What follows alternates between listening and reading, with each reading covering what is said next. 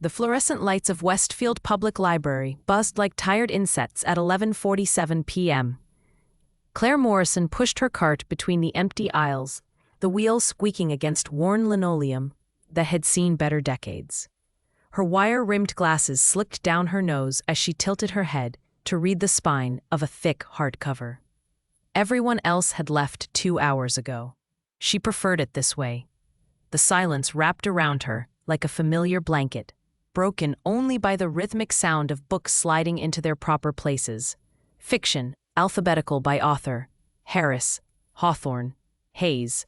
Her hands paused on that last name for half a second before continuing.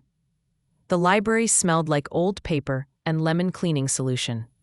Margaret Wu, the head librarian, had been after the city council for years to renovate. But budget cuts always won. The red carpet near the entrance was worn to pink in the high-traffic areas. The wooden checkout desk had initials carved into it from decades of bored teenagers. Claire loved every outdated, shabby inch of it. This place had saved her life 8 years ago. She was shelving the last row when she heard it. The familiar cough from the restroom near the back exit. Right on schedule. Claire abandoned her cart and walked toward the sound, her sneakers silent against the floor. She knocked twice on the men's room door. "Mr. Patterson, it's almost midnight." "Time to pack up," shuffling sounds. The door opened to reveal a man in his 60s, wearing 3 jackets despite the autumn warmth. His shopping cart of belongings waited in the hallway. "Sorry, Miss Claire, got caught up in chapter 15. He held up a worn Tom Clancy novel. "Keep it," Claire said softly. "It's 3 days past due anyway. Nobody's looking for it." His weathered face cracked into a smile. "You're gonna get in trouble one of these days." "Probably." She reached into her cardigan pocket and pulled out 2 bottles of water and a granola bar. "Here, it's supposed to drop to 40 degrees tonight." Mr. Patterson's eyes went shiny. He took the offerings with hands that trembled slightly. "You're a good soul, Miss Claire. A good soul." She walked him to the side exit, disabled the alarm with her key, and watched him shuffle into the night. Her chest tightened the way it always did. She couldn't save everyone, but she could do this. The alarm system beeped as she reset it. The sound triggered something deep in her memory. A different alarm. Smoke detectors screaming, heat against her face. Claire closed her eyes and counted to 10. When she opened them, she was back in the present. The library. Safety. Not the burning house that took her parents 8 years ago. She finished her cart and grabbed her bag from the office. Inside, wedged between her wallet and a dog-eared paperback, was a white envelope. Past due notice. Her landlord wanted 2 months' rent. She had maybe half of 1 month in her checking account. "You're still here?" Margaret appeared in the doorway, her short gray-streaked hair slightly mussed. She'd apparently come back. "Just leaving. Did you forget something?" Margaret studied her with those knowing brown eyes. "Saw the light still on. Wanted to make sure you weren't sleeping here again." "That was 1 time. 3 times. Margaret crossed her arms. "Claire, honey, you can't keep taking every extra shift. You're running yourself into the ground. The children's literacy program needs funding. The program needs a coordinator who isn't collapsing from exhaustion." Claire managed a smile. "I'm fine, Maggie, really." Margaret didn't look convinced, but she let it drop. "Get home safe. Lock your doors. That neighborhood gets worse every month." Claire promised and meant it. She gathered her things, set the alarm, and stepped into the October night. The air bit at her exposed skin. She pulled her cardigan tighter, the same olive green one she'd worn for 6 years. The fabric was pilling at the elbows. She should replace it. She wouldn't. Her car sat in the far corner of the lot, a 2004 sedan that coughed more than it drove. The parking lot was mostly empty. Just her car, Margaret's truck near the entrance, and a black SUV with tinted windows parked under a broken streetlight. Claire paused. That same vehicle had been there last night, and the night before. Always in a different spot, but always present after 10 p.m. She was being paranoid. Probably someone who lived nearby and used the lot for overflow parking. Probably. She walked faster anyway, keys threaded between her fingers the way the self-defense seminar had taught her. The distance to her car felt longer than usual. Her heartbeat picked up. The sedan unlocked with a beep that echoed too loudly. Claire slid inside, immediately hitting the lock button. Through her rear-view mirror, she could see the SUV. No movement, no lights. She started the engine on the third try and pulled out of the lot. The SUV didn't follow. See? Paranoid? Her apartment was 23 minutes away in good traffic. At midnight, she made it in 16. The building was a 4-story walk-up in a neighborhood that real estate agents called emerging, and everyone else called struggling. Her studio was on the 3rd floor, number 3C. Claire climbed the stairs, avoiding the 4th step that squeaked. Mrs. Chen in 3B was a light sleeper. Inside her apartment, she locked the door and the deadbolt and the chain. The space was barely 300 square feet. Kitchenette, bathroom, and a main room that served as bedroom. Living room and office. But it was hers. She dropped her bag on the small table and pulled out the past due notice. The numbers hadn't changed. Still impossible. Her phone showed 2 unread emails. One was a newsletter from the Library Association. The other was from her landlord. Subject line, final notice. Claire set the phone face down and moved to the kitchenette. She counted the change in the jar by the sink. $14.63. Enough for groceries if she was strategic. On the shelf above the sink sat a framed photograph. Her parents on their 20th anniversary, arms around each other, smiling like they had all the time in the world. They'd had 3 more years. "I'm trying," Claire whispered to the photo. "I'm really trying." The apartment felt too quiet. She turned on the radio to a classical station and changed into pajamas. When she finally crawled into bed, exhaustion pulled her under immediately. She didn't dream about the fire. She dreamed about gray-blue eyes watching her from the shadows, and a voice she'd never heard saying her name like a promise. 14 floors above the city, in an office with floor-to-ceiling windows, Nathaniel Hayes watched security footage on 3 monitors. The timestamp showed 11:52 p.m. The location was Westfield Public Library. On the center screen, a woman with auburn hair shelved books with careful precision. Nate had been watching her for 3 years, 2 months, and 9 days. His phone buzzed. He ignored it. On screen, Claire Morrison finished her cart and disappeared toward the back hallway. Nate's jaw tightened. She was checking on the homeless man again, putting herself at risk again. She had no idea that Marcus was stationed in the parking lot every night. The cameras Nate had installed covered every blind spot. That he knew her schedule better than she probably did. "Boss," his lieutenant's voice came from the doorway. "We have a situation." Nate didn't turn from the screens. "Handle it. It involves your daughter." That got his attention. He turned slowly, his expression carved from stone. "Explain." "Lily's nanny quit. 3rd one this month.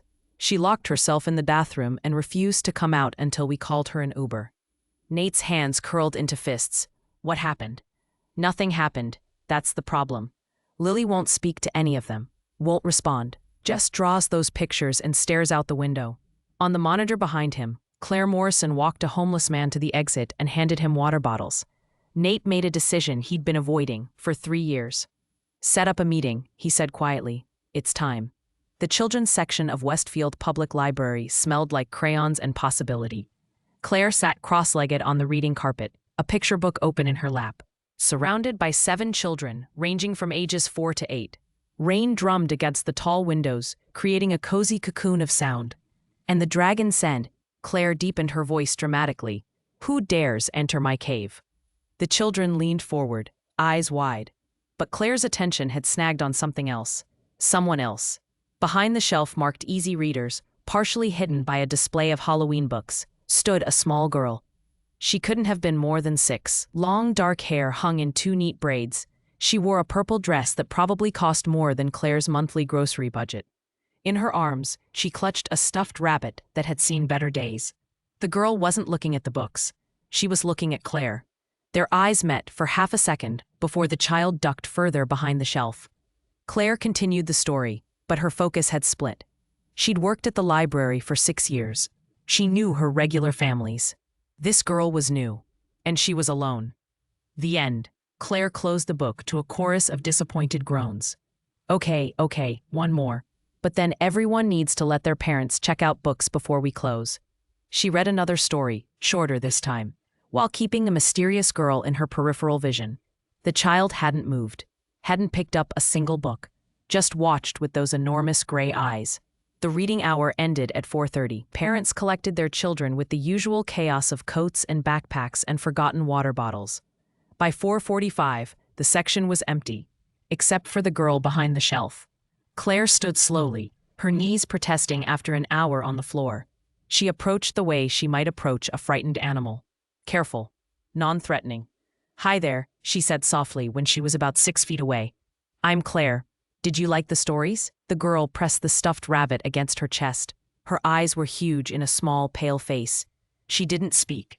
Claire crouched down to be at eye level. "That's a very nice rabbit. Does he have a name?" "Nothing." But the child didn't run. "You know what? You don't have to tell me if you don't want to. That's okay." Claire sat down on the carpet, making herself smaller, less intimidating. "Would you like me to read you a story? Just the two of us?" The girl's fingers tightened on the rabbit's worn ears. Then, so slightly Claire almost missed it, she nodded. Relief bloomed in Claire's chest. "Okay, let me find a good one." She stood and scanned the nearby shelves, choosing a book about a quiet mouse who found courage. When she turned back, the girl had moved closer. Not much, maybe 2 feet. But it was progress. Claire sat and opened the book. The girl remained standing, maintaining distance, but listening. Halfway through the story, Claire noticed something else. The child's hands moved in small, specific gestures. Deliberate patterns. Sign language. Claire had learned basic ASL 3 years ago when Mr. Kowalski, a deaf patron, had become a regular. She was rusty, but functional. She paused in her reading and signed slowly. "Can you hear me?" The girl's entire face transformed. Shock, then desperate hope. She signed back rapidly, too fast for Claire to catch everything. But the meaning was clear. She could hear, but she couldn't speak, or wouldn't speak. Claire's heart squeezed. She signed, "It's okay. We can talk like this." The girl's eyes filled with tears. She took 3 quick steps forward and wrapped her arms around Claire's neck. The stuffed rabbit squashed between them. Claire froze for a startled second, then gently returned the embrace. The child's small body trembled. How long had it been since someone had actually communicated with her? "It's all right," Claire murmured, rubbing small circles on the girl's back. "You're all right." They stayed like that for maybe 2 minutes. The girl's breathing gradually slowed. She pulled back but didn't let go completely, her small hand gripping Claire's sleeve. Claire signed, "What's your name?" The girl fingerspelled slowly. "Lily. That's a beautiful name." Lily's answering smile was tentative, but real. "Lily, are you here with your family? Is someone with you?" Before Lily could respond, a voice cut through the quiet, like a knife. "There you are." Claire's head snapped up. A man stood at the end of the aisle. Tall, well over 6 feet, with a build that suggested either military training or serious gym time. He wore a dark suit that fit too well to be off the rack. His face was all hard angles. Lily went rigid against Claire's side. The man's eyes were cold. "Miss Hayes, your father is waiting." Claire's protective instincts overrode. Common sense. She stood, positioning herself between the man and Lily. "Who are you?" "Her security." He said it like it was obvious, like 6-year-olds regularly traveled with security details. "Do you have identification?" His jaw tightened. He clearly wasn't used to being questioned. But he reached into his jacket slowly, watching Claire's face for signs of panic, and pulled out a badge. "Not police. Private security." The name read, Marcus Webb. "Lily needs to come with me now," Marcus said. His tone suggested this wasn't negotiable. Claire looked down. Lily had transferred her death grip from Claire's sleeve to her hand. The child's face had gone pale again. She shook her head frantically. "She doesn't want to go," Claire said. "She's 6. She doesn't get to decide. She's a human being with preferences and feelings." Marcus's expression flickered with something that might have been respect or irritation. "Look, lady, I appreciate the concern, but her father is extremely particular about schedules. She was supposed to be back in the car 10 minutes ago. Then maybe he should come get her himself instead of sending someone who terrifies her." The words were out before Claire could stop them. Marcus's eyebrows rose toward his hairline. Behind him, another voice spoke. I can arrange that. This man was different. Same expensive suit, same dangerous edge, but refined somehow. He moved into the aisle like he owned not just the space but the air itself. Dark hair with distinguished gray at the temples, a face that belonged on magazine covers or FBI most wanted lists. Gray-blue eyes that locked onto Claire with an intensity that made her breath catch. She knew those eyes. She'd been dreaming about them. Marcus stepped aside immediately, his entire posture shifting to deference. Sir, I was just. The man held up one hand. Marcus fell silent. Lily, he said quietly. His voice was different when he said the name, softer, almost vulnerable. Come here, sweetheart. Lily didn't move. Her small hand clenched tighter around Claire's fingers. The man's jaw tensed. For a fraction of a second, something like pain crossed his face. Then it was gone, replaced by that impenetrable mask. His attention shifted fully to Claire. He studied her with an expression she couldn't read. Recognition? Confusion? Something else entirely? You. He said finally. Claire's heart hammered. Me? You're Claire Morrison. It wasn't a question. She fought the urge to step backward. How do you know my name? Margaret Wu called me when Lily arrived. She thought. He stopped, started again. My daughter doesn't connect with many people. Daughter. The word reframed everything. Claire looked between them. Same gray eyes. Same stubborn set to the jaw. I didn't mean to overstep, Claire said carefully. She seemed upset. I was just trying to help. You succeeded. He moved closer and Claire caught a whiff of expensive cologne and something else. Danger, Nady. Power. She hasn't let anyone touch her in 4 months. The last nanny ended up with bite marks. Claire glanced down at Lily, who was definitely not biting anyone at the moment. She was using sign language, Claire explained. I know some basic ASL. We were able to communicate. Something shifted in his expression. You can sign? Enough to get by. He studied her for another long moment. Claire had the uncomfortable feeling of being catalogued, assessed, measured against some internal criteria. I need to speak with you, he said. Not here. Every cell's preservation instinct Claire possessed started screaming. This man radiated danger. His security carried guns she could see now that Marcus's jacket had shifted. The deference everyone showed him suggested power that went beyond normal wealth. I don't think. Please. The word seemed to cost him. It's about Lily. Claire looked down at the girl still attached to her hand. Lily's gray eyes were pleading. Margaret appeared at the end of the aisle. Claire, honey, everything okay here? The older woman's gaze swept the scene, landing on the dangerous man with his expensive suit. Her expression didn't change, but something in her posture did. Mr. Hayes, Margaret said evenly. Didn't expect to see you today. He nodded once. Margaret. They knew each other. Claire filed that information away with everything else that wasn't making sense. Margaret looked at Claire. It's all right. You can trust him. More importantly, you can trust that little one's instincts. Coming from anyone else, Claire would have dismissed it. But Margaret had been the one who'd helped her rebuild her life after the fire. Had given her a job when she had nothing. Had been more mother than mentor. Claire took a slow breath. Where? The black SUV sat at the curb like a predator waiting. Claire stood on the library steps, evening air cooling the sweat at the back of her neck, watching Marcus open the rear door. Through the tinted windows, she could see Lily already buckled into a car seat, her stuffed rabbit on her lap. Margaret touched Claire's elbow. He won't hurt you. You know him? It wasn't a question. The older woman's face was unreadable. I know enough. And I know you've got a good heart that sometimes overrides your common sense. Listen to what he has to say. That's all. Nathaniel Hayes stood beside the vehicle, hands in his pockets, waiting with the patience of someone who always got what he wanted eventually. Claire's every instinct screamed to walk away, get in her coughing sedan and drive home and forget this entire bizarre afternoon. But Lily was watching her through the window with those enormous eyes. Claire descended the steps. I'll listen, but we stay where people can see us. Hayes nodded once. The car. Door stays open. Marcus will stand at a distance. It was more consideration than she'd expected. Claire climbed into the SUV, acutely aware of the luxury surrounding her. Leather seats that probably cost more than her monthly rent. Technology she didn't recognize. The faint scent of bergamot and something richer. Hayes slid in from the other side, leaving a careful 3 feet between them. He didn't close his door.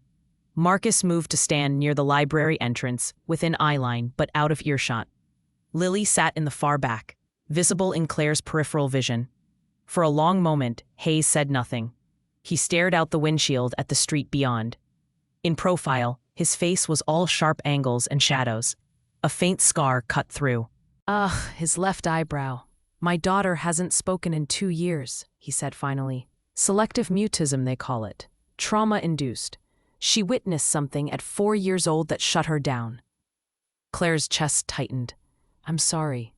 We've tried everything. Child psychologists, play therapy, specialized schools. She tolerates them. But she doesn't engage, doesn't connect. He turned to face her. Until today. She needed someone who could communicate with her.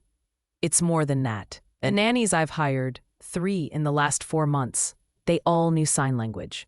She bit one, threw books at another, locked the third out of her room for 6 hours. Claire glanced back at Lily, who was making her rabbit hop along the car seat. Maybe she just wasn't comfortable with them. Maybe. His gray eyes studied her with that same unnerving intensity. Or maybe she was waiting for someone specific. The air in the car felt suddenly thin. You can't possibly think, I need someone to take care of my daughter. Someone she actually responds to. He said it like he was discussing a business transaction. Live-in position, full benefits, $8,000 a month. The number hit Claire like cold water. That was more than she made in 3 months at the library. That was rent and food and the ability to breathe without constantly calculating every dollar. That was too good to be true. No, she heard herself say. Hayes's eyebrow rose a fraction of an inch. No? I don't know you. I don't know what you do or who you are beyond the fact that you have security details and expensive cars, and my boss mysteriously knows you. Claire's hands clenched in her lap. And maybe I'm wrong, but those things together suggest a world I want no part of. Smart, he said quietly. Then you understand why. October 15th, 3 years ago. Around midnight. His voice had gone flat. Careful. Do you remember that night? Claire's blood went cold. She remembered. She'd been living in a different apartment then, a worse neighborhood. She'd been taking trash to the dumpster and heard sounds from the alley. Wet, gasping sounds. She'd found a man bleeding out against the brick wall. You called 911, Hayes continued. Stayed with me for 11 minutes while the ambulance came. You took off your cardigan and pressed it against the stab wounds. Told me I was going to be okay, that help was coming, that I just needed to hold on. Claire's voice came out as a whisper. That was you. That was me. She studied his face with new eyes. 3 years ago, in the dark, covered in blood, she hadn't seen his features clearly. Only his eyes. Gray-blue eyes that had locked onto hers like a lifeline. You saved my life, Hayes said. The paramedic said another 3 minutes and I would have bled out. You gave me those minutes. Anyone would have. But you did. He leaned forward slightly. And when the ambulance took me, you disappeared. No name given to police. No statement. Just gone. I didn't want to get involved. The words sounded weak even to her own ears. The person who did that to you, they might have come looking for witnesses. Smart, he said again. And correct. They would have. The implication of that settled over her like ice. Is that why you know my name? You've been tracking me? Protecting you. His jaw tightened. I had you identified through hospital security footage. Found out where you lived, where you worked. Made sure the man who stabbed me never learned about the witness who could identify him. Claire's hands had gone numb. You've been watching me for 3 years. Yes, the honest simplicity of it was almost worse than a lie. That's insane. That's gratitude. And insurance. He glanced away. Something almost like discomfort crossing his features. At first, it was purely practical. Protecting my interests by protecting you. But then I saw how you lived. What you did for others. The homeless man you help. The extra shifts you take for programs that don't pay you extra. The way you give away library books and pretend it's policy. Heat crept up Claire's neck. You had no right. I had every right. You saved my life. That creates a debt. His voice had gone hard. And debts in my world are paid. What world? But she already knew. Had known from the moment she'd seen the guns and the deference and the casual way he commanded space. Hayes held her gaze. I run the Hayes organization. Security, acquisitions, territory management. Some of it's legal, most of it isn't. I'm what people call a crime boss, though I prefer to think of it as entrepreneurship with flexible ethics. The bluntness shocked her. You're a criminal. Yes. And you want me to bring your daughter into that? I want you to keep my daughter separate from that. His voice carried an edge now. Lily's mother died giving birth to her. She has no one but me. And I'm trying, Claire. I'm trying to be enough, but I'm failing. Something in those last words cracked his facade. Claire saw past the expensive suit and dangerous reputation to something raw. A father, desperate and drowning. She looked back at Lily again. The girl was watching them, her small face pressed against the window. Why me? Claire asked quietly. Really? Hayes was silent for a long moment.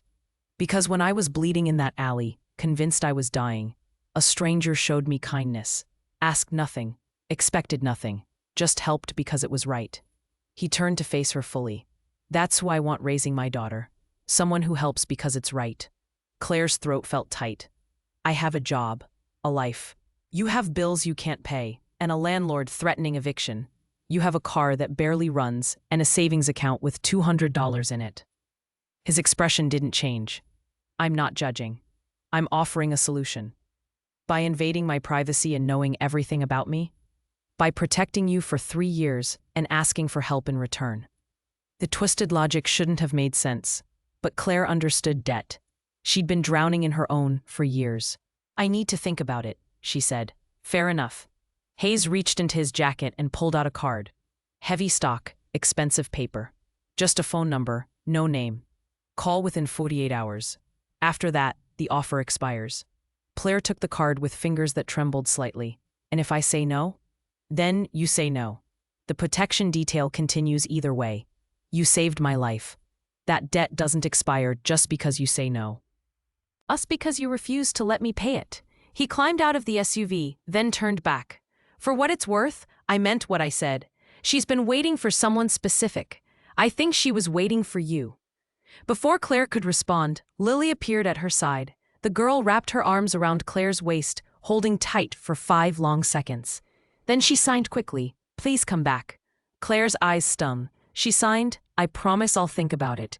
Lily nodded seriously, as if that promise was binding. Marcus gently guided her back to her car seat.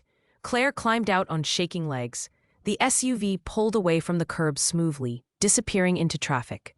Margaret stood in the library doorway, arms crossed. "You all right?" He offered me $8,000 a month to be his daughter's nanny. "You gonna take it?" Claire stared at the card in her hand. "He's a criminal, Maggie. He's a father." The older woman's voice was gentle. "And that little girl needs someone. Seems like maybe you need something too." "This is insane." "Probably." Margaret squeezed her shoulder. "But some debts get paid in unexpected ways, honey. Sometimes the universe just needs a little push." Claire drove home in a daze, the card burning a hole in her pocket. When she finally crawled into bed 3 hours later, she dreamed of gray eyes in the dark and a small girl who couldn't speak, reaching for her hand. Claire didn't sleep. She sat at her tiny kitchen table, laptop open, searching for information she simultaneously wanted and dreaded to find. Nathaniel Hayes, Hayes Organization. The results painted a picture of shadow and speculation. No criminal record. That was interesting. Multiple legitimate businesses registered under his name, security consulting, import-export, real estate holdings across 3 states. But the forums and true crime blogs told a different story. Alleged connections to organized crime, whispers about territory disputes and protection rackets.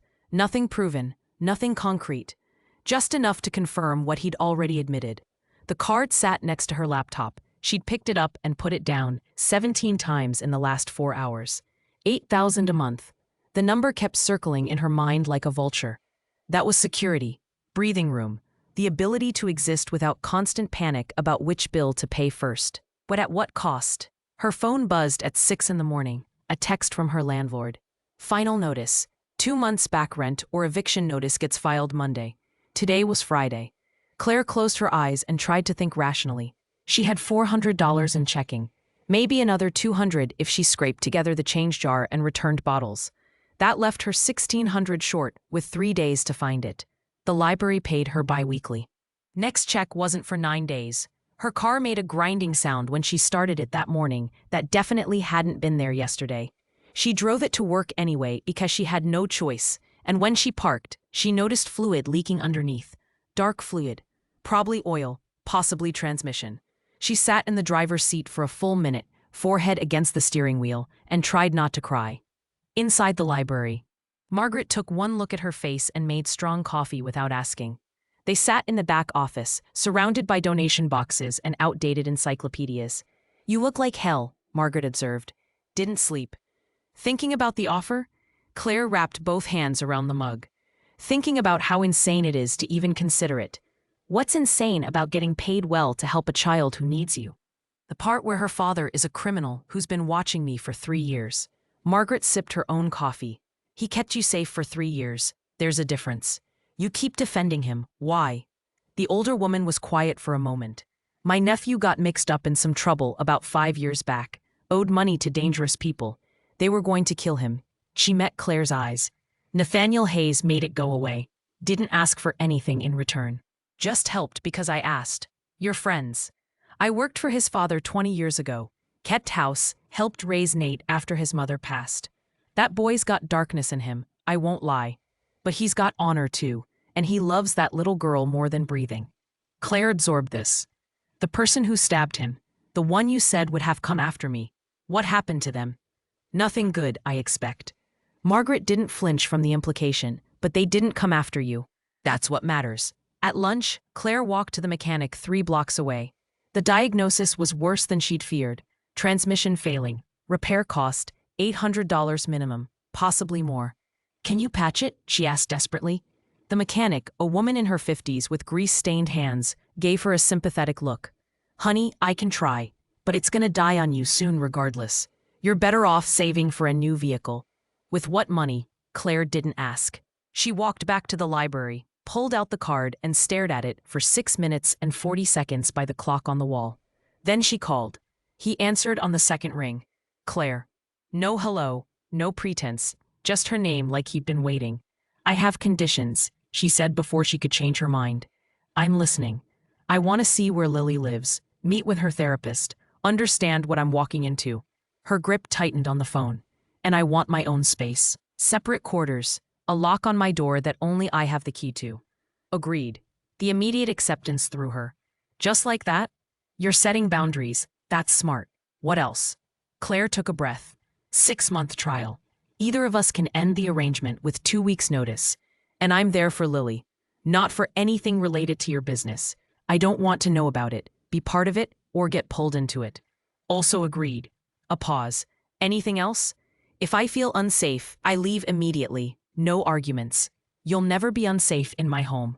But yes, if you feel otherwise, you leave. His voice was steady. Certain. I can have papers drawn up by tomorrow. Legal contracts specifying everything we've discussed. I want a lawyer to review them. I'll provide one. Independent, not connected to my organization. He paused again. When can you start?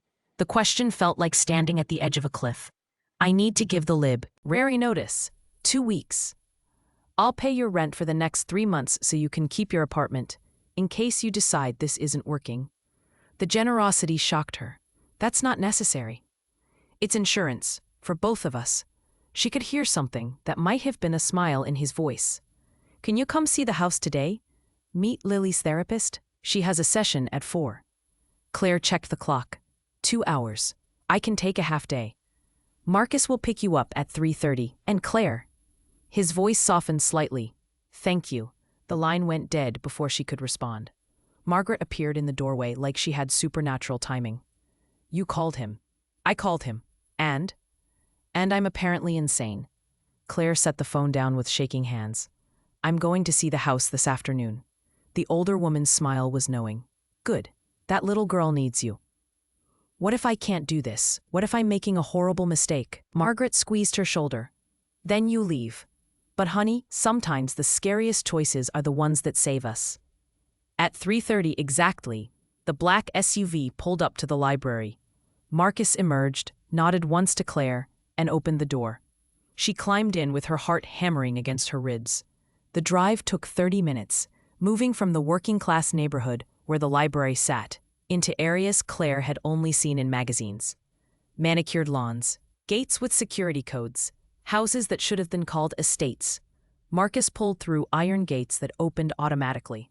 The driveway curved through landscaped grounds that must have required a full-time staff. And at the end sat a house that made Claire's breath catch. Modern architecture mixed with classic elements, stone and glass and clean lines, beautiful in a way that felt cold. Nathaniel Hayes waited at the entrance, wearing dark slacks and a white shirt with the sleeves rolled to his elbows, more casual than the suit, but no less commanding. "Welcome," he said simply. Claire climbed out, acutely aware of her worn cardigan and discount store jeans. "This is where you live?" "Where we live, if you agree." He gestured toward the door. "Come in." The interior matched the exterior. Expensive, modern, pristine. Marble floors, high ceilings. Art that was probably worth more than Claire would earn in a decade. Everything perfectly arranged and utterly impersonal. Like a museum, not a home. "Lily's room is upstairs," Hayes said, watching her take it all in. "The quarters I'm offering you are in the East Wing. Private entrance, separate living space, your own bathroom and kitchenette." He led her through hallways that echoed, past rooms with doors closed. Everything felt vast and empty until they reached the second floor. Then Claire heard it, humming, soft and slightly off-key. Hayes's entire expression changed, softened. He knocked gently on a door painted purple. "Lily, someone's here to see you." The humming stopped. The door opened. Lily stood there in jeans and a sweater with a unicorn on it, her hair down around her shoulders. When she saw Claire, her face lit up like someone had switched on the sun. She launched herself forward. Claire caught her automatically, stumbling slightly under the impact of 6-year-old enthusiasm. "Hi," Claire signed, smiling despite her nerves. Lily signed back rapidly. "You came. You really came. I promised I'd think about it. Are you staying?" The hope in those gray eyes was almost painful to witness. Claire glanced at Hayes, who watched them with an expression she couldn't quite read. "Maybe. I'm going to talk to your dad and your therapist first, okay?" Lily nodded seriously, then grabbed Claire's hand and pulled her into the room. The contrast was immediate. Where the rest of the house felt like a showroom, Lily's space was explosion of color and life. Books everywhere, drawings taped to walls, stuffed animals arranged on shelves, a reading nook with cushions and fairy lights. This was the only room that felt lived in. "She decorated it herself," Hayes said from the doorway. "I gave her complete control." Claire studied the drawings more closely. Some showed happy scenes, families, sunshine. Others were darker, shadowy figures, red splashes that might have been paint or might have been something else. These were the trauma pictures he'd mentioned. "Her therapist arrives in 20 minutes, Hayes continued. "Dr. Sarah Winters. She's been working with Lily for 18 months. And she knows about this arrangement? About me potentially taking this position. I called her this morning. She wants to meet you." Lily tugged Claire toward the reading nook, already pulling books from shelves. The girl's joy was palpable, real. Claire looked at Hayes. "Can I have a moment?" "Of course." He stepped back. "I'll be downstairs." When he left, Claire sat in the reading nook. Lily immediately curled against her side, fitting like she belonged there. "You really want me to stay?" Claire signed. Lily nodded emphatically, then picked up a sketchbook and flipped through pages until she found a specific drawing. She held it up. The image showed 3 figures, a tall man, a small girl, and a woman with reddish hair holding both their hands. Lily had drawn this weeks ago, maybe months. "How did you know?" Claire whispered. Lily just smiled and signed. "I was waiting for you." Claire moved into the Hayes estate on a Tuesday morning with 3 suitcases and a sense of surreal displacement. The East Wing quarters were larger than her entire apartment. Bedroom, bathroom, sitting area, and kitchenette. All decorated in soft neutrals that managed to feel warm despite the luxury. A lock on the door, just like she'd requested. Margaret had hugged her tight before she left. "Call me if you need anything, and honey, let yourself be happy. You're allowed." The first morning, Claire woke at 6 out of habit, disoriented by the quality of silence. No traffic sounds, no neighbors arguing through thin walls, just birds and the distant hum of the estate coming to life. She dressed carefully and emerged to find the house already awake. Staff moved through hallways with quiet efficiency. A housekeeper named Anne smiled and showed her to the kitchen, where breakfast waited. Nathaniel sat at the table, reading a tablet. Coffee steaming beside him. He'd clearly been up for hours. He looked up when Claire entered. "Good morning. Coffee?" "Please." She accepted the mug he poured, noting he remember.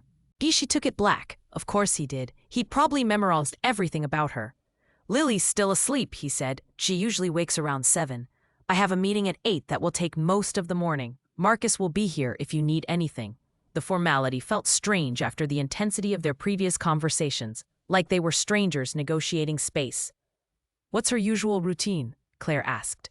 "Breakfast at 7:30. Educational activities until 10. She has occupational therapy on Tuesdays and Thursdays at 11. Dr. Winters comes Mondays and Fridays at 4. He slid a tablet across the table. "Everything's documented here. Medical information, emergency contacts, her therapist's notes." Claire scrolled through the information. It was thorough to the point of obsessive.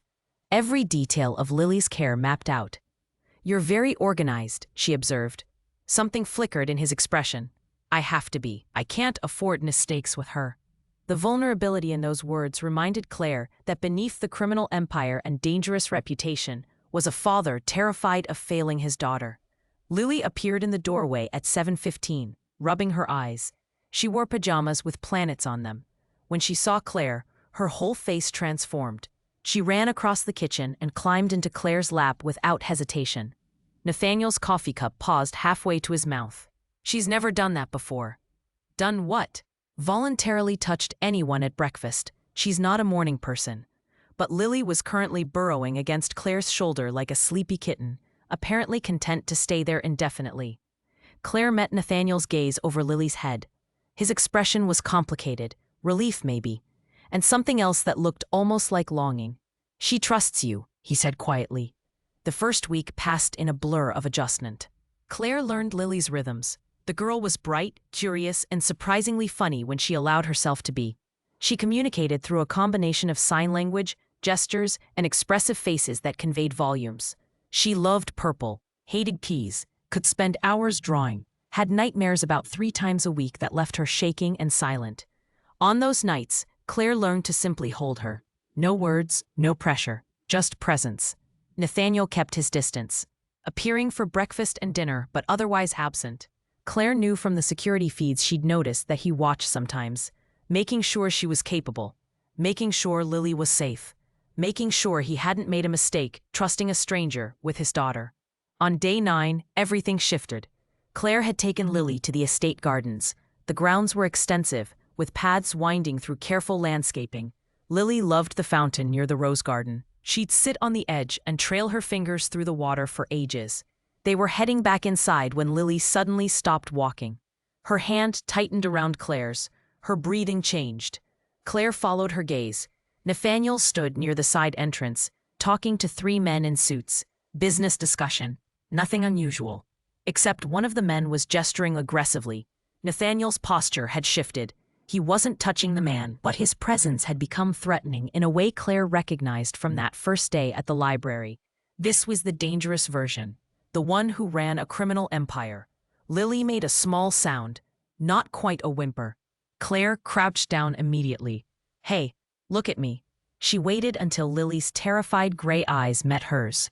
"Your dad is fine. He's just talking. Nobody's going to hurt him, I promise." Lily shook her head frantically. She pulled away from Claire and ran toward the men. "Lily, wait!" But the girl was already there, throwing herself at Nathaniel's legs, wrapping her arms around him in a desperate grip. The aggressive man stopped mid-sentence. Nathaniel's entire demeanor changed instantly. He scooped Lily up, holding her against his chest. "I'm all right, sweetheart," he murmured. "It's okay, just business."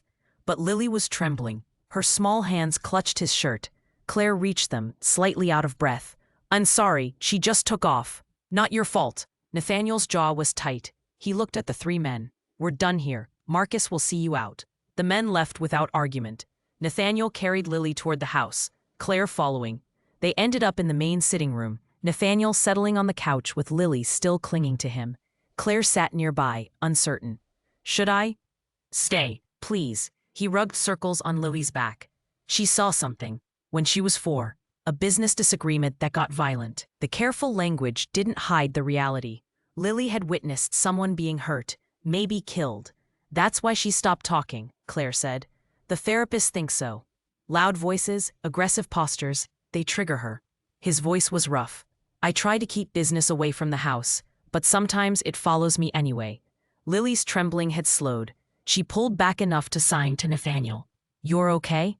"I'm okay, I promise." She looked at Claire. "Don't let anyone hurt Daddy." The faith in that statement broke something in Claire's chest. "I won't. He's safe. We're all safe."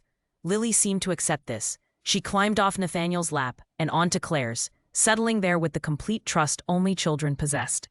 Over her head, Claire met Nathaniel's eyes. The gratitude there was overwhelming. "Thank you," he mouthed. That night, after Lily finally fell asleep, Claire found Nathaniel in his study. She knocked softly on the open door. He looked up from paperwork, surprise crossing his features. "Is she all right?" Sleeping soundly. Claire stepped inside. The room was lined with books and smelled like leather and expensive whiskey. "I wanted to check on you." "I'm fine." "You don't look fine." He leaned back in his chair, studying her. "Are you always this direct?" "Usually." She moved closer. Lily wasn't the only one shaken today. For a moment, she thought he'd deny it. Then his shoulders dropped slightly. "I work very hard to keep my world separate from hers. Days like today remind me how impossible that is. You can't protect her from everything." "I can try." His voice carried an edge of desperation. "She's already lost so much. Her mother, her voice. I can't fail her more than I already have." Claire sat in the chair across from his desk. "You haven't failed her. She's loved and cared for and safe. That's not failure." "She watched someone die because of me." The words came out like broken glass. "She was in the car. Wrong place, wrong time. I thought the meeting would be simple. It wasn't, and she saw everything. That's not your fault. It's absolutely my fault. I brought her into my world. I exposed her to violence she should never have witnessed." He looked away. "Sometimes I think she'd be better off if I'd given her to someone else to raise. Someone normal. Someone like you. But you didn't, because you love her more than anything." Claire kept her voice steady, and she knows that. It's why she ran to you today. Not away from danger, but to make sure you were safe. "She loves you, Nathaniel." "That's not nothing." His gray eyes returned to hers. "When did you start calling me Nathaniel instead of Mr. Hayes?" She hadn't realized she had. "Just now, I guess. I prefer it." Something shifted in his expression, softened. "You're good for her. Both of you light up around each other. She's easy to love." "She is." A pause. "You're good for me too. You don't treat me like I'm dangerous." "You are dangerous. But you're not afraid." Claire considered that. "I was, that first day. But fear and respect aren't the same thing. I respect what you're capable of. I'm not afraid of who you are." "Who am I?" "A father trying his best. Someone who keeps his promises." She met his gaze steadily. "Someone who saved a stranger's life by protecting them for 3 years. You saved mine first. Then we're even. Not even close." He stood, moving around the desk. "You gave me a reason to survive that night. Then you gave my daughter her smile back. There's no mathematical equation that balances that debt." Claire stood too, suddenly aware of how close they were. "I'm not keeping score." "Maybe you should be." The air between them felt charged, complicated. Claire stepped back, needing distance. "I should go. Early morning tomorrow." "Claire." She paused at the door. "I'm glad you're here." The simple honesty of it made her chest tight. "Me too. Good night, Nathaniel." In her quarters, Claire leaned against the locked door and tried to steady her breathing. This was getting complicated in ways she hadn't anticipated. She was falling for both of them. The broken little girl and the dangerous man trying desperately to be a good father. And she had no idea what to do about that. The alarm shattered the pre-dawn silence at 3:17 in the morning. Claire jolted awake, disoriented, her heart already racing before her brain caught up. Red lights flashed in the hallway outside her door. A siren wailed somewhere in the house. She grabbed her phone. No messages. No explanation. Then her door burst open. Marcus stood there, fully dressed despite the hour, his expression carved from stone. "We need to move, now." "What's happening?" "Security breach, East Perimeter." He was already pulling her out of bed. "We're evacuating to the safe room. Lily's already there with the boss." Claire's blood turned to ice. "Is she okay?" "Scared but safe." "Move." She shoved her feet into shoes and ran. Marcus led her through hallways she'd never seen, downstairs that seemed to descend forever. Other staff members moved in the opposite direction, following their own emergency protocols. Everyone knew their role. This had been practiced. The safe room was behind a reinforced door that required 3 separate authentication methods. Marcus got her through, and suddenly they were in what looked like a luxury bunker. Comfortable furniture, kitchenette, bank of security monitors showing every angle of the estate. Lily sat on a couch, wrapped in a blanket, eyes huge with terror. The moment she saw Claire, she scrambled off the couch and ran. Claire caught her, sinking to her knees. "I've got you. You're safe. I'm here." Nathaniel stood by the monitors, phone pressed to his ear, speaking in clipped tones. He wore tactical pants and a dark shirt. A gun sat on the table next to him. The transformation was complete. This wasn't the father who read bedtime stories. This was the man who ran a criminal empire. He ended the call and looked at Claire. "How much did Marcus tell you?" "Security breach, East Perimeter." She held Lily tighter. "What does that mean?" "It means someone tried to get onto the property. My security team intercepted them." His jaw was tight. 3 men, armed. They're in custody. Claire's throat went dry. "Custody where?" "Somewhere they can answer questions." He crouched down to Lily's level. "Hey, sweetheart.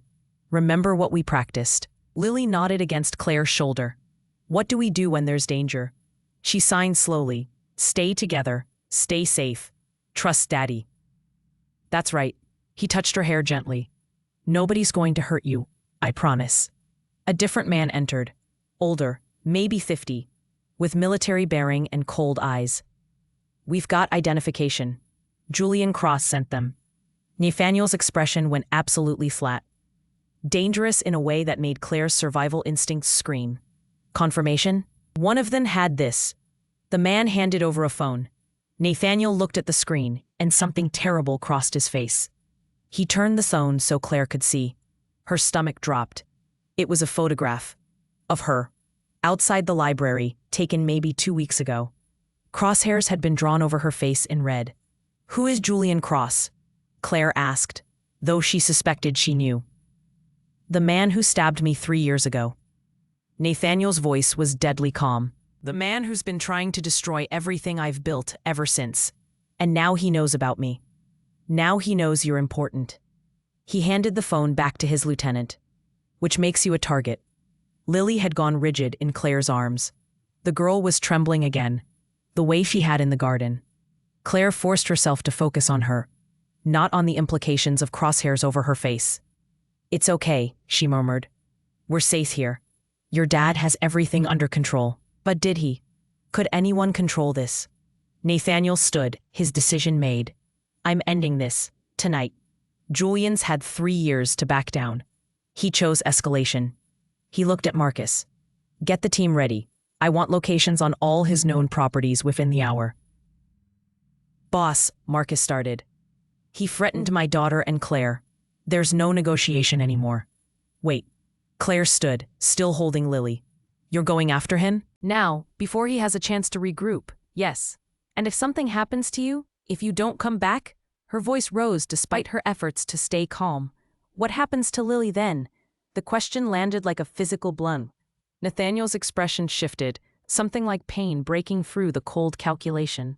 Lily pulled away from Claire and ran to her father. She grabbed his hand, shaking her head frantically, signing with her other hand, "Don't go, please don't go. I have to, sweetheart, to keep you safe." "No," the word came out as a strangled sound, not quite speech but close. "No, stay." Everyone in the room froze. Lily hadn't made a deliberate sound in 2 years. The raw desperation in that broken syllable was devastating. Nathaniel dropped to his knees, pulling her close. "Lily." Claire moved closer, her hand finding Lily's shoulder. "She's right. Going after him tonight, angry and reactive, that's not strategy, that's revenge."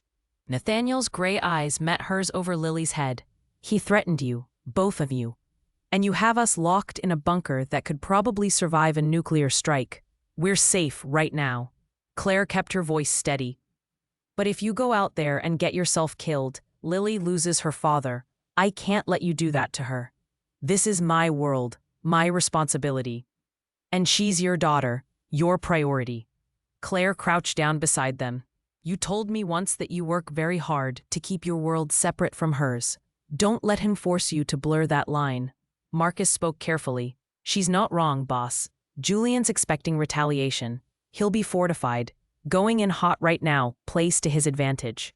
Nathaniel's hands were shaking.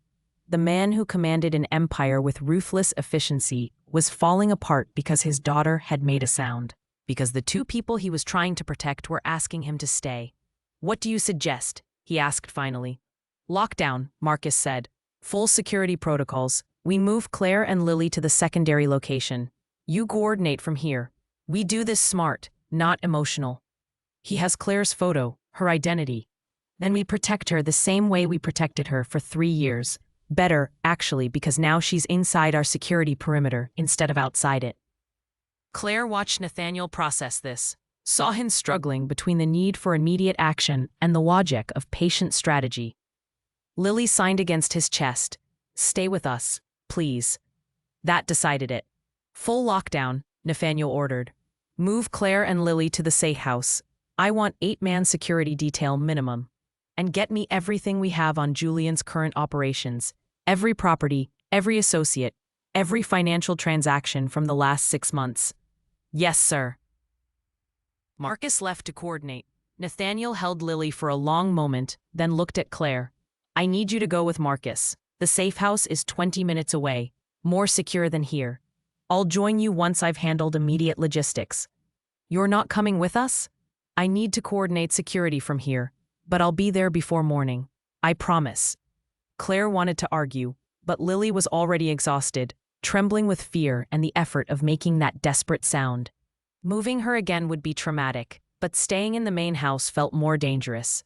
"Okay," Claire said, "but you keep that promise. She needs to see you're safe." "I will." He stood, lifting Lily with him. "Hey, look at me." He waited until she met his eyes. "I'm going to be fine. Claire's going to take you somewhere even safer, and I'm going to come find you very soon. Can you be brave for me?" Lily's lip trembled, but she nodded. The transfer happened with military precision. Claire was bundled into an SUV with Lily, surrounded by armed security. They drove through pre-dawn darkness on roads Claire didn't recognize. Lily fell asleep against her shoulder, exhausted from fear and the monumental effort of making sound. The safe house was smaller than the estate, but no less secure. Cameras everywhere, reinforced doors, windows that looked like glass but were probably bulletproof. Marcus showed them to a bedroom. "Try to rest. Boss will be here in a few hours." But Claire couldn't rest. She held Lily on the bed and watched the sun rise through the window, illuminating a world that had just become infinitely more dangerous. Her phone buzzed. A text from Nathaniel. "Still handling things here. You both safe?" Claire typed back. "Safe. Lily's sleeping. Are you okay?" The response came quickly. "Better now that I know you're secure. I meant what I said. I'll be there soon." Another message followed. "I'm sorry for all of this. You didn't sign up for crosshairs and safe houses." Claire stared at the screen for a long moment before responding. "I signed up to protect Lily. That includes protecting her father. Don't do anything stupid." His reply. "Define stupid." Despite everything, she almost smiled. "Getting yourself killed counts as stupid." "Understood. No getting killed. See you soon. Claire set the phone down and held Lily closer. Somewhere in the city, a man who wanted to hurt them was planning his next move. And somewhere else, Nathaniel was planning his counter. She'd walked into this world thinking she could stay separate from the violence, keep Lily safe while remaining untouched by the darkness. That illusion had just shattered. Julian Frost knew her face, knew she mattered, and that changed everything. Lily stirred in her sleep, making a small, distressed sound. Claire ran her fingers through the girl's hair, humming softly until she settled. "I've got you," she whispered. "Nobody's going to hurt you, I promise." She just hoped it was a promise she could keep. Outside, Marcus spoke quietly into his phone. Through the door, Claire heard fragments. Perimeter secure. 3 teens positioned. No movement detected. They were in a fortress, protected by men with guns and training and loyalty to Nathaniel Hayes. But fortresses could be breached, and promises could be broken. Claire held Lily tighter and watched the door, waiting for Nathaniel to keep his word and come back to them safely. Waiting, and trying not to think about what would happen if he didn't. Nathaniel arrived at the safe house 4 hours later, looking like he hadn't slept in days. Claire met him at the door, Lily still drowsing against her shoulder. His eyes went to his daughter first, then to Claire. "Any problems?" "She had a nightmare around 6. Otherwise, she's been sleeping." Claire studied his face. "You look terrible. Honest as always." Something that might have been a smile ghosted across his features. "Can we talk without waking her?" They moved to the kitchen. Marcus materialized to take Lily, settling her on the couch with practiced gentleness. The man was terrifying in tactical gear, but surprisingly tender with the sleeping child. Nathaniel poured coffee with hands that were steadier than they should have been after the night they'd had. He slid a mug to Claire and leaned against the counter. "Julian sent the men as a message. He wanted us to know he could reach the estate." His voice was carefully neutral. "The interrogation confirmed he has your full identity. Address, employment history, the works." Claire's stomach nodded. "How?" "One of his people followed you from the library 3 weeks ago. Before you moved in," he met her eyes. "I had protection on you, but they were maintaining distance. Didn't want to spook you before you'd agreed to the arrangement." "So this is my fault for being followed?" "This is Julian's fault for being a vindictive bastard who can't accept he lost 3 years ago." Nathaniel's jaw tightened. "And it's my fault for not anticipating he'd target anyone connected to that night. What happens now?" "Now I end this." He said it with absolute finality. "I've spent 3 years trying to handle Julian through channels, territory agreements, financial pressure, diplomatic solutions. He's rejected every attempt. Last night proved he'll keep escalating until someone dies. So you're going to kill him." The bluntness of it hung between them. Nathaniel didn't flinch from it. "Yes. And if you die instead?" "I won't." "You can't guarantee that." Claire set down her mug with more force than intended. "You promised Lily you'd be fine. You can't keep that promise if you're dead. The alternative is waiting for Julian to get lucky, to find a gap in security, to hurt you or Lily." His voice went hard. "I won't let that happen. Then let the police handle it. You have evidence of the breach, the threats. The police can't touch Julian. He's got judges and prosecutors on payroll. Even if they arrested him, he'd be out in 48 hours with charges dropped." Nathaniel pushed off the counter, pacing. "This is my world, Claire. These are the rules. You eliminate threats or they eliminate you. I don't accept that." "You don't have to accept it, but it's reality." Claire stood, moving to block his path. "What about Lily's reality? The one where her father comes home, where she doesn't lose another parent to violence." "I'm trying to ensure she has a future to live in. She needs you alive." Claire's voice cracked despite her efforts to stay steady. "Not avenged, not victorious, alive." They stared at each other. Nathaniel's expression was a storm of conflict. The dangerous criminal and the desperate father warring for dominance. "What would you have me do?" he asked finally. "Hide in bunkers forever? Live in fear that every moment might be the one where he succeeds?" "I'd have you be smart, strategic. Use the advantages you have instead of playing into his hands." "What advantages?" Claire fought fast. "He expects retaliation, expects you to come at him directly. What if you don't?" Explain. You said he has judges on payroll, but you have resources too. Money, connections, leverage. She was improvising now, but the logic felt sound. What if instead of killing him, you destroy everything he's built? Take his territory, his income, his power. Make him irrelevant. Nathaniel's eyes narrowed. That takes time. Time where you're alive. Where Lily has her father. Clay moved closer. You told me once that debts in your world get paid. Make him pay without dying in the process. You're asking me to show mercy to someone who threatened my family. I'm asking you to choose your daughter over revenge. She held his gaze. Please. The words seemed to break something in him. Nathaniel looked away, his hands gripping the counter edge hard enough that his knuckles went white. I've built my entire reputation on swift, decisive action, he said quietly. If I don't respond to this threat immediately, others will see weakness. Then respond, just not with suicide by vengeance. It wouldn't be suicide. Wouldn't it? Claire's voice softened. You're exhausted, emotional, and operating on rage instead of strategy. That's how people make fatal mistakes. Marcus appeared in the doorway. Boss, we've got movement. 3 vehicles approaching from the south. Every muscle in Nathaniel's body went tense. Ours? Unknown. They're not broadcasting identification. Claire's blood turned to ice. Julian? Get Lily to the panic room, Nathaniel ordered. Now, but before Marcus could move, his phone buzzed. He checked it, frowned.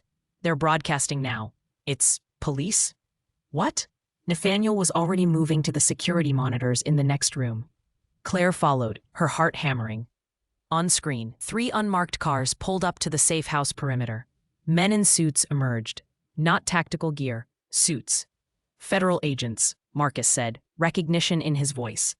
The lead agent approached the gate and held up a badge to the camera. FBI. We need to speak with Nathaniel Hayes regarding an ongoing investigation into Julian Cross. Nathaniel and Marcus exchanged a look. Claire didn't understand the full implications, but tension radiated off both men. Did you call them? Marcus asked. No. Nathaniel's expression was unreadable. But I know who did. He walked to the intercom and pressed the button. Agent Morrison, it's been a while. The agent's eyebrows rose. You remember me. You testified in my father's trial 20 years ago. Hard to forget. Nathaniel's voice was dry. What's the FBI want with me at 6 in the morning? To offer you a deal. Let us in and I'll explain. Nathaniel looked at Claire, then at the monitor showing Lily still sleeping on the couch. He made a decision. Marcus, escort them to the front door. Search them first. 10 minutes later, 3 FBI agents sat in the safe house living room. The lead agent, Morrison, was in his 50s, with gray hair and sharp eyes. He studied Nathaniel with professional assessment. Julian Cross has been on our radar for 18 months, Morrison began without preamble. Arms trafficking, money laundering, suspected involvement in 4 murders. But he's careful. Oh, we haven't been able to build a case that would stick. And you think I can help with that? Nathaniel said flatly. We think you have motivation to help with that. Morrison glanced at Claire, who had stayed despite Marcus's subtle suggestion she leave. Cross made threats against civilians in your care. That changes the equation. You want me to testify against him? We want you to provide evidence, financial records, communications, witness testimony. In exchange, we offer full immunity for your cooperation and protective custody for anyone Cross has threatened. Claire's breath caught. This was the out she'd been hoping for. A way to neutralize Julian without Nathaniel having to become a killer. But Nathaniel's expression had gone cold. You want me to become an informant. We want you to help us put away a dangerous criminal, while conveniently gathering evidence on my operations in the process. Morrison didn't deny it. You're not wrong, but the immunity offer is real. Work with us on Cross and we look the other way on your other activities, within reason. For how long? As long as you provide useful information and stay out of the trafficking business. Drugs, guns, people, those are red lines. Everything else, we have bigger priorities. It was a devil's bargain. Claire could see Nathaniel calculating angles, looking for the trap. In his world, cooperation with law enforcement was probably a death sentence to reputation. But it was also a life sentence. For him and Lily. I need to think about it, Nathaniel said. You have 24 hours. After that, we move forward without you, and the immunity offer expires. Morrison stood. For what it's worth, Hayes, I knew your father. He was brutal but honorable in his own way. You've built something different, less violent, more sustainable. This is your chance to cement that transition. The agents left. The silence they left behind was heavy. Marcus spoke first. It's a trap. Probably, Nathaniel agreed. You can't seriously be considering it. Can't I? Nathaniel looked at Claire. Someone recently reminded me that I have priorities beyond reputation. The men won't respect cooperation with feds, Marcus warned. Then I'll deal with that. Nathaniel moved to where Lily still slept and crouched beside her, brushing hair from her face. But she'll have a father who comes home. Claire's throat felt tight. You'd do that. Risk your reputation, your standing, everything you've built. I'd do anything for her. He looked up, gray eyes meeting Claire's. And for you. Because somehow in the last few weeks, you've both become my priority. Not the organization. Not revenge. You. The confession hung in the air. Claire couldn't breathe. Lily's eyes opened. She saw her father and smiled, signing sleepily. You came back. I promised, didn't I? Nathaniel signed back. She nodded, then reached for Claire. Both of you stayed. Both of us stayed, Claire confirmed, moving closer. Lily sat up and did something unexpected. She took Claire's hand, then Nathaniel's, and put them together. Her meaning was clear. Together. All three of them. Nathaniel's fingers curled around Claire's. Is this okay? Claire should say no. Should maintain professional boundaries. Should remember this was supposed to be temporary. Instead, she squeezed his hand. This is okay. 6 weeks later, Claire woke to sunlight streaming through windows that no longer felt foreign. The master bedroom of the Hayes estate had become hers in gradual increments. First a drawer, then half the closet. Finally, Nathaniel had simply said, "Stop pretending you're going back to the guest quarters," and she'd stopped pretending. Small feet pattered across hardwood. The door burst open. "Pancake morning," Lily announced, then launched herself onto the bed. Claire caught her, laughing. "You're supposed to knock, remember?" "I did knock. With my feet." Lily grinned, unrepentant. Her speech had returned slowly over the past month, words emerging like flowers after winter. She still sighed sometimes, especially when upset. But the silence had broken. Nathaniel appeared in the doorway, already dressed in casual jeans and a sweater. She knocked with her feet for approximately 0.3 seconds before barging in. "That counts," Lily insisted. "Does not. Does too." Claire watched them bicker with warmth spreading through her chest. This was what she'd been missing without knowing it. Family. Home. People who felt like gravity, anchoring her to something solid. Nathaniel had cooperated with the FBI. Julian Cross was arrested 4 weeks ago on multiple charges that would keep him in federal prison for the next 30 years minimum. The immunity deal held. And while some of Nathaniel's associates had grumbled at cooperation with law enforcement, most seemed relieved that the situation had resolved without bloodshed. The Hayes organization was transitioning. Legitimate businesses expanding. Illegal operations quietly shutting down. It would take years, but Nathaniel was committed to building something Lily could be proud of eventually. Breakfast was chaos in the best way. Lily insisted on helping make pancakes, which resulted in flour everywhere and batter on the ceiling. Claire took photos while Nathaniel pretended to be stern and failed completely. "We have an event later," Nathaniel reminded Claire over coffee while Lily decorated pancakes with enough syrup to constitute a health hazard. The library opening. Claire had almost forgotten. The Morrison Memorial Library was opening today. Nathaniel had funded the entire project, a new community library in Claire's parents' names. Margaret was running it, with Claire on the board of directors. "I can't believe it's real," Claire said softly. "It's real. Your parents would be proud." Nathaniel's hand found hers under the table. "You're helping hundreds of kids now, instead of dozens." The ceremony at 2 was exactly what Claire had hoped for. Simple, meaningful, focused on the community. Margaret gave a speech about literacy and opportunity that had half the audience in tears. Children ran through the bright, welcoming space, already claiming favorite reading nooks. Lily stayed close to Claire, signing occasionally to ask questions, but mostly just absorbing everything with wide eyes. "This is because of you," she signed. "You make good things happen." Claire's heart squeezed. "We all make good things happen. Together." Nathaniel watched. Ed from the side, staying out of the spotlight but present, A father supporting his family, nothing more, nothing less. Later, much later, after Lily had finally fallen asleep clutching a new book from the library, Claire and Nathaniel sat on the balcony off the master bedroom. The city spread below them, lights twinkling in the autumn darkness. "I never thanked you properly," Nathaniel said quietly, "for stopping me that night, for making me think instead of react. You would have figured it out. I wouldn't have. I was ready to die trying to protect you both. You saved my life for the second time." Claire leaned against his shoulder. "Then we're definitely even now. Not even close." His arm came around her. "You gave me something I didn't think I could have. A future that doesn't end in violence. A daughter who smiles. A reason to build instead of destroy. Nathaniel, I love you." The words were simple, direct, completely honest. "I've been falling for 3 years probably. Since the night you pressed your cardigan to my wounds and told me I'd be okay. But I didn't understand it until you walked into that library and my daughter looked at you, like you were the answer to a question she'd been asking forever." Claire's eyes stung. "That's quite a timeline. Too much?" "No." She turned to face him. "Not too much, just enough." "Just enough," he repeated, a smile playing at his lips. "Is that your way of saying you love me too?" "I love you too." The admission felt like breathing, natural and necessary. "And I love Lily, and somehow this absolutely insane situation has become my life, and I don't want to be anywhere else. Even though it started with stalking and criminal enterprises?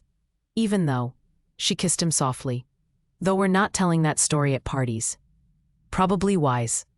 They sat in comfortable silence, watching the city. Claire thought about the path that had led here. A bleeding stranger in an alley. 3 years of unknowing protection. A little girl who needed someone to understand her silence. A father desperate to save his daughter. None of it should have worked, but somehow it had. "What are you thinking?" Nathaniel asked. "That 3 years ago, I saved a stranger's life. And I had no idea that stranger would give me a reason to save my own." His arms tightened around her. "You saved mine first. Then we saved each other. Deal." Inside, Lily stirred in her sleep. Claire heard her through the baby monitor they still kept. Old habits from when the nightmares were frequent. But the girl settled quickly, her breathing evening out. "She's doing so well," Claire said. "Because of you." She looked up at him. "You're a good father, Nathaniel. I need you to know that, despite everything, all the complications, you love her fiercely, and she knows it. I'm trying. You're succeeding." He pressed a kiss to her hair. "We should go inside. Early morning tomorrow. Lily has therapy and I have a meeting with the foundation lawyers about expanding the literacy program." "Look at you, becoming a philanthropist. I prefer a reformed criminal with a social conscience. That's quite a business card." They moved inside, checking on Lily one last time. She slept peacefully, her stuffed rabbit tucked under one arm, a slight smile on her face. The nightmares were less frequent now. The fear was fading. She was healing. They all were. In bed, Claire curled against Nathaniel's side, his heartbeat steady under her ear. "Do you ever regret it, cooperating with the FBI, changing everything?" "Not for a second." His voice was certain. "I got to keep you both. Everything else is negotiable." "Even your reputation?" "Especially my reputation. I'd rather be known as the man who chose his family than the one who chose revenge." Claire thought about that, about the man she'd found bleeding in an alley 3 years ago, about the dangerous criminal who'd watched over her from the shadows, about the father who'd been willing to give up everything for his daughter's happiness. All the same person, complicated and contradictory, and somehow exactly right. "I'm glad I found you that night," she whispered. "I'm glad you stayed long enough for me to find you again." Outside, the city continued its endless rhythm. Inside, 3 people who'd found each other through impossible circumstances slept peacefully. A librarian who'd needed a reason to live, beyond survival. A criminal who'd needed someone to show him redemption was possible. A little girl who'd needed both of them to remember her voice. They'd saved each other, and in doing so, they'd built something none of them had expected. A family, not through blood or convention, but through choice and care, and the quiet courage of people who refused to give up on each other. 3 years ago, Claire Morrison had called 911 for a stranger and saved his life. She hadn't known that stranger would spend 3 years protecting her from the shadows. She hadn't known his daughter would become the child of her heart. She hadn't known that saving one life would lead to saving her own. But standing in that alley, pressing her cardigan to his wounds, telling him he'd be okay, she'd started a chain of events that would lead here. To this moment, to this family, to this love. And if someone had told her then how it would unfold, she wouldn't have believed them. But she would have made the same choice. Because some debts, once created, bind people together in ways that transcend logic. Some promises, once made, echo forward through years. Some strangers aren't strangers at all. They're just family you haven't met yet. Claire fell asleep with that thought, wrapped in warmth and safety, knowing that tomorrow she'd wake to small feet running down the hallway and pancakes for breakfast, and a man who looked at her like she'd hung the stars. She'd been surviving for 8 years. Now she was living. And it had all started with 3 words spoken to a dying man in an alley. "You'll be okay." He was. They all were. Finally. The morning sun would rise on the Morrison Memorial Library, where children would discover worlds in pages and possibilities in words. It would rise on the Hayes estate, where a little girl would wake without fear and speak without hesitation. It would rise on 3 people who'd found each other across impossible odds and built something beautiful from broken pieces. The end of one story, the beginning of everything else. Together.